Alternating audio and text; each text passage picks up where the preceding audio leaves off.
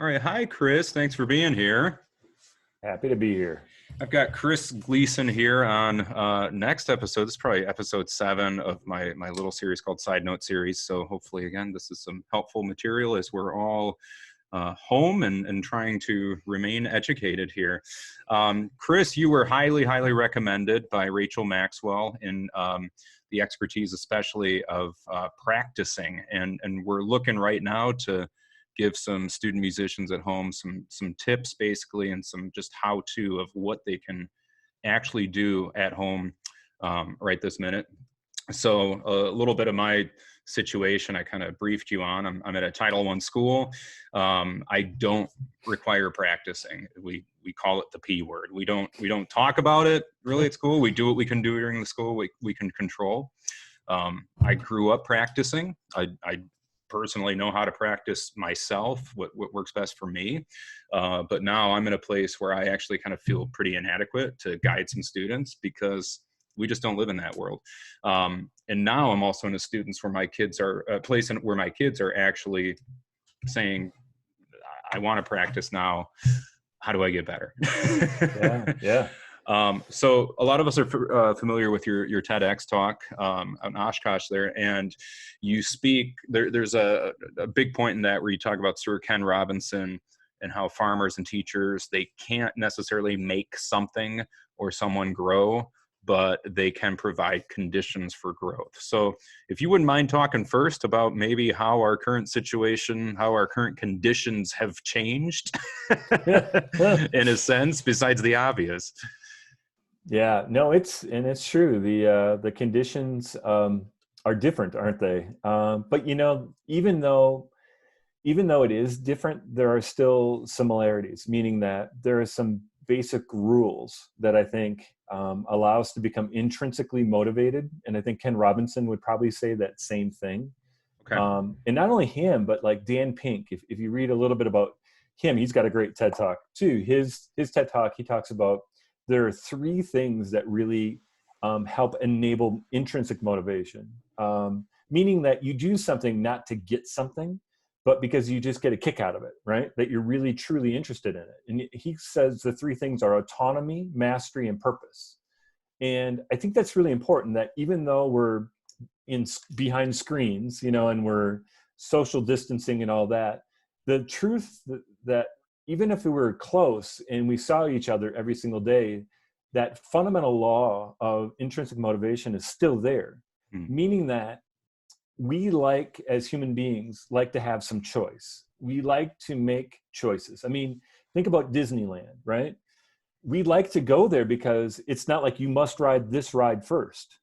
You have all these different worlds you can go to, and you go on whatever ride you want to. Think about how Disneyland would be horrible if they said, you have to do the teacups. That's first. And then you have to do that. But then think about our school day. I mean, in some respects, that's what we say to students. We say, you're going to math first, and you're going to English. And don't get me wrong. I mean, there's got to be organization to it. Sure. But we all like choice. I mean, that's why we like college too, in a way. It's because we're like, I'm going to choose that class, and then I want to go to this one. And so having a little autonomy, a little choice is powerful. So, one thing that, when I was a younger musician, one thing that I really enjoyed is when I had an option, like to choose the solo I wanted to work on, or to choose what I wanted to do in the lesson book, or, what scale to play. And having just a little bit of choice within like a structure helped me a little bit. So when I work with my own students, sometimes I don't tell them what to do. I just say, what do you think is next? Like, Okay. What do you think is the next important thing to do? And out of maybe all of these pieces, which one would you find the most appealing to you? So the choice is important. The mastery part is just getting better at something that's important to us. And hopefully, music plays a role in our lives, and we find the importance behind it. But we also realize that it's not easy, right? To be a musician means that you got to get better at skill. And we can get into that, specifically. Sure. But that motivates us to know that we've gotten better. So something I do with my students sometimes is we go back and listen to old recordings, or we think back to what it was like when we first started. Like poor trombone players sitting there playing hot cross buns, and they play the first note and then they freeze because, that was a lot of work. And then it's like, wait, sixth position, say two, breathe. You know what I mean? And we as teachers sit there like going, dude, it's hot cross buns. All three notes go together. But in a young child's world, it's a lot of information, and then the last thing Dan Pink would say is, it comes down to relevance, purpose, right? To understand why. Like, why do we play scales? I mean, what's the point? And the thing that you'll realize is that when you watch a professional musician, like recently I saw the United States Marine Band, right? And they happened to come through our town. And so I watched rehearsals and so on. And I was just in awe of not how well they played, which was amazing, but it was the eye contact. And they were playing something they hadn't played very much. I mean, they were just reading a new march for that night's concert, but they were all staring at Colonel Fettig, the conductor. And the only way they can do that is by building up automaticity, which means like in their brain, they've myelinated, and I can get into these words in a little bit, but it's like they've built up a capacity so they don't have to think about it. And that's why we play scales, is to build up this automatic feature so that when they're looking at this march and they see scales, it's easy. It's like tying your shoes. You don't think about it anymore. You think about a little kid tying their shoes. It's like loop. Oh crap. What do I do next? You know what I mean? So they can't multitask. They can't think of multiple things. Now these guys have played their instruments for so long that playing another Susan march, they can think at a really high level and notice and listen. And that's what we're trying to do. And that's one of the reasons why we do scales and we practice that much, is so that we're not buried in the music. We're not staring at the part. Think what band directors do with young sixth graders or fifth graders in band, right? They keep yelling at them, look up. And these poor kids are like going, I can't, there's too much going on, right? So that was a long answer. Sure. No, it's great. Well, and it does make me think of a couple of things, because I think the challenge with this that I'm having right now is, not that I'm trying to challenge you on this, but, this autonomy thing, absolutely. But it's interesting the times that we're in now, because we were thrown into it with little to no prep, again, that's not a surprise from anyone there, but, that's the part now that's interesting, because I think, yes, we all want that choice, and now we have it. And we're, it's that Starbucks effect where you look at 900 things on the menu and you go, oh, just coffee. So, that's the part where I'm thinking with myself that, listening to you now, like trying to, maybe me as a teacher, I have to almost make a smaller menu for my students then, which is not necessarily the illusion of choice, but hey, here's to make it easier. Here's the Panera bread, you pick two, boom, boom, boom, in that sense there. Yeah, no, I couldn't agree more. I mean, that's, it's paralysis through analysis. It's the feeling of going to Costco and seeing 1,000 different options. It's like Amazon though, too. I mean, it doesn't help us to have so many options. It's better if it gets limited down to, like a smaller subset. But yeah, that is really difficult to have. It's almost like curating.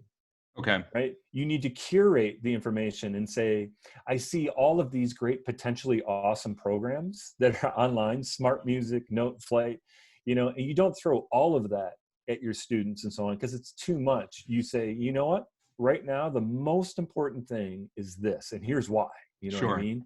And then I'm going to give you, and that's what we've done a little bit over the last, week or two with my own students. It's like, okay, here are 4 really cool things. You pick the one that seems to be the most important, and guess what? They're all good. Okay. They're all great options, but I've curated it so that it's like you get a couple options, and any one you do is going to be great.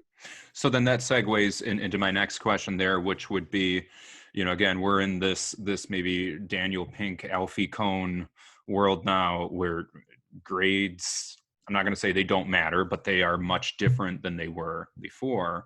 which again could change some motivation for some people. But so that being said, where you gave, maybe a choice of 4 things to those students, what would be your suggestions on things that maybe kids either need to, or some choices that they maybe need to do or could do to improve their musical skill at home? Is it scales? Is it articulation? Is it sight reading? Is it something I'm not thinking about there?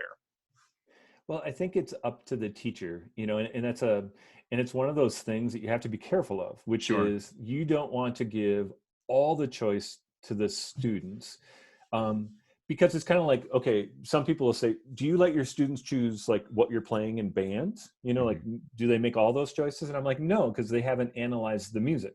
Sure. And so if you haven't analyzed the music, then you're not going to necessarily make a great choice. So I think it's really important that they get choices within a sandbox that are safe. Now, when it comes to what should they, like the content, what are the fundamentals, that was one of the first things I actually did, which is I sat down with a blank piece of paper and I said, okay, looking at the environment that we're in, kind of getting back to the Ken Robinson, what's the most important thing for us to do in our situation? And I kind of go back to Maslow, not to throw out yet another author or another mind on this, but Maslow's hierarchy of needs, I think, is more important today than ever. And that is, physical needs are on the bottom, right? Food, water, safety, right? Mhm. Security. And I think there's a lot of students out with us right now that, and teachers and adults that are struggling with that. And so I think we have to take care of that first. I think the social and emotional wellness is important. So my number one goal was make a connection with students. I Okay. just want them to know that there's an adult that loves them, that cares about them, and that they can call me, they can text me, we can Zoom whenever, and let's just chat. If we got to talk things out, we talk them out and we try to figure this out. Like, where's the next meal? All that kind of stuff. That's got to be number one. In my book, nothing else matters. Yeah. Then above that, now we're looking at making connections and knowing that we're part of a community. Self-esteem is the next level up with Maslow. And so I thought about, okay, how can I get that to happen? And that to me was like through Zoom calls like this, where we're connecting people. And, the kids had choices of like, we'll do hat day. We'll do, some of these other kind of just fun favorite movie day, whatever. And it's just us talking. Sure. And then I'll pull up some, great piece of literature, a Maslanka symphony or something, and we just listen to a little chunk of it. And I just say, what do you think? What'd you notice? Mhm. And we just talk. We have a talk over some music. And now above that, now I want to care about them as musicians as well. You know what I mean? So I'm taking care of some of their emotional needs, making sure that they're physically okay. But now I kind of get at that self-actualization to me, which is like, now let's build some skill again. And Well, so when it gets to that, we talk a little bit about building myelin, okay. how our brain works, and then what fundamental skills, like if you do nothing else except, this on your instrument, what things would be the most important? And we talk about Remington exercises and long tone and articulation. And like, if you do nothing else, let's build on those fundamental skills. And if you want to go above that, okay, now let's talk a little bit more. What's the next step after that? Okay. And that's interesting you bring that up, because in my notes that I have, quoting you in your talk where you said we need to excite students into engagement rather than coerce them into compliance. And again, I look at the times now where if a kid doesn't want to comply, they just X out, and there's Uh-huh. that.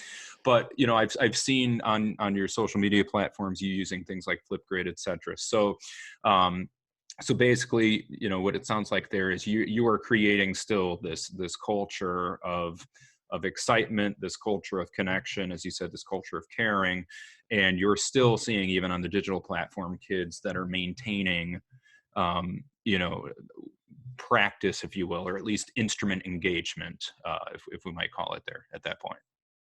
Yeah, no, and again, it gets back to the relevance piece, Sure. and so everything that we've asked them to do so far, our big thing was let's get together maybe 2 times a week as a group, as a family, and, let's make it fun. Let's hang Yeah. out and stuff like that. I mean, we tried playing on Wisconsin, sorry, in Wisconsin.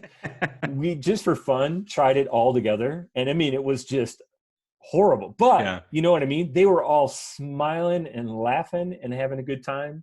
But we talked about, okay, what's the next step as far as getting better? So we made a goal of doing one of those virtual bands online, and Sure. we're using Brian's great stuff that he did with Smart Music Now. And so we're using that as kind of a tool, and we made a goal. We said, okay, 3 weeks from now, we're going to submit our recordings. I'm going to put it together. Brian's going to actually pop into our Zoom meeting on Oh, cool. Thursday Cool. and say hi to the kids. So I think there's ways to build excitement and to, again, keep it relevant, but engage them. Like, it's that idea of, Ken Robinson said, curiosity is the engine of achievement. Yeah. And it's fascinating too, I think now, because at this point, at least what I'm seeing from my kids is that what I always thought was a super high level of, now I want to play my instrument. Now I want to do this for my own enjoyment. And it's interesting, at least where I'm at, because now that's the only thing. There's not this resource of the band library at school and this structured rehearsal and everything there. So, absolutely very, very helpful. So, again, as I look at this going on with my kids, I always think about what the next step is. So talking to you right now, immediately right from the start, it's getting the engagement going, and it's maybe just getting that, as I said, that small menu out there. Maybe it's a scale, it's a sight reading, and then you play a tune from the radio or something.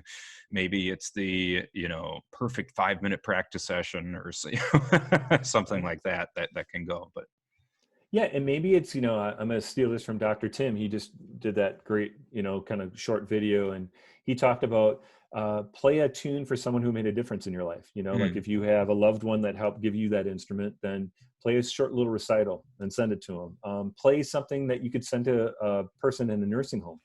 okay. You know what I mean? Like we just had students write letters to some of the people in the nursing home because, they're enclosed too, and they don't have that connection. So how can we reach out and do some of those things? So yeah, get creative and have the kids generate some ideas too. Like, what can we do as musicians to help right now? Yeah, and that's a great. I saw you do that too, and I should have asked you about that, but you brought it up. So, because I always look at that. You just talked about purpose, and I always look at music as being something special, where we have a very unique way of providing community service. Even a parade is community service, and we're literally making people happy walking down the street and playing. So yeah, I'm going to steal that one with the nursing homes. We got plenty of them around here that could certainly get some spirits lifted there. So, the final one too, not to throw a bone at you, but my situation, maybe some other people's situation, is we have kids that don't have instruments at home. We were, like many places, sharing tubas or bari saxes. I think all my tuba players have mouthpieces at home, but I'm hearing other schools right now where those kids didn't get to take instruments at home at all. Do you have any suggestions for those students or programs to kind of at least maintain a little bit of their musical chops, if you will? Yeah, I'll never forget when I thought it was kind of a hot shot going through high school. I was in those all-state groups and all that, and I got to my first tuba lesson with my university tuba professor, and he looked at me and he goes, "Good, put your tuba down." And I'm like, "Oh no." He looked at me and goes, "Sing it." And I'm like, "No, I can't. Look, tuba player, I'm not going to sing that." And I got to tell you, he told me always to sing it and then buzz it. Okay. Because he said the real instrument is the mouthpiece. He goes, the tuba is the amplifier. And so it's the same with any brass instrument. And so the thing is that, and with woodwinds as well, if you can sing it, if you can hear and audiate that pitch in your head, and you can make it musical here, the best musicians I've ever heard, or seen, are ones that can sing. We just had the Japanese all-female high school wind ensemble come and work at our high school before they played at Midwest. And what did they do? They sang everything. It was amazing. And I'm like, that just reinforced that idea. So musicians, if you don't have your instrument there, then sing something. You know what I mean? Find one of the pieces that you are playing or going to play in the future and so on. Go on YouTube and then sing along with it. You know what I mean? And like October by Eric Whitaker, sing along with it. Find something that's gorgeous and sing it. Now, after you're done singing it, now buzz it.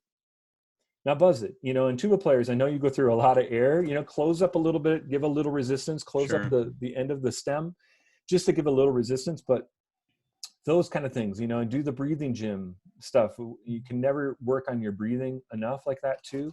But wow, I tell you, you can get so much better by actually taking what seems to be a detriment and you actually make it something that will make you better.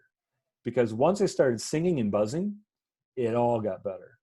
Well, you'll probably come back with just an incredible ear for intonation, pitch, and Oh, everything if you absolutely. do that. I talked with a couple percussionists yesterday, and it was funny because they said, "How do you practice at home without percussion instruments?" And they said, "Well, that's what we have always done.